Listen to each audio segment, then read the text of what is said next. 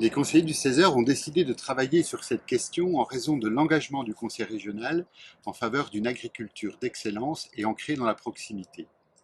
Cet engagement est d'ailleurs renforcé par la loi Egalim de 2018 qui précise que les repas servis dans les restaurants collectifs devront comprendre 50% de produits locaux ou sous signe d'origine, dont au moins 20% issus de l'agriculture biologique.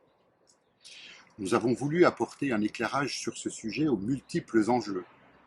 D'abord, un enjeu sociétal, le lien santé-nutrition, manger sainement, connaître l'origine du produit et privilégier une production locale, bio et durable. À ces préoccupations essentielles s'ajoutent la sécurité et l'autonomie alimentaire, points qui se sont trouvés exacerbés par la crise sanitaire. Ensuite, l'enjeu environnemental. D'une part, l'empreinte énergétique, les impacts en termes de ressources en eau, la maîtrise des énergies. Enfin, l'enjeu de l'aménagement du territoire et de la ruralité et la pérennité d'une agriculture éco-responsable.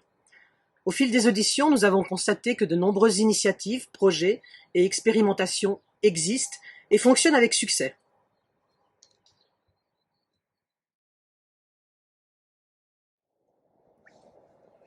Nous demandons en priorité au Conseil régional d'être le pilote et l'animateur du développement d'une alimentation de proximité et bio sur les territoires, sans départir le rôle de chaque collectivité.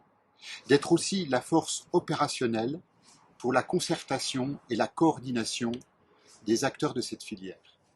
Et enfin, d'organiser les assises régionales sur l'alimentation locale, durable et bio.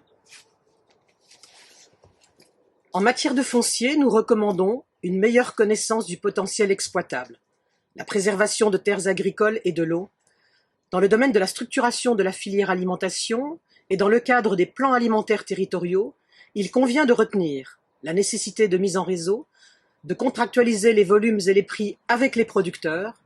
Il convient de retenir également l'appui renforcé et le développement des plateformes agri-locales, sans oublier bien évidemment la lutte contre le gaspillage alimentaire. Pour terminer, sachez que les conseillers du Césaire sont prêts à aller à la rencontre des acteurs de la région pour échanger autour de ces préconisations.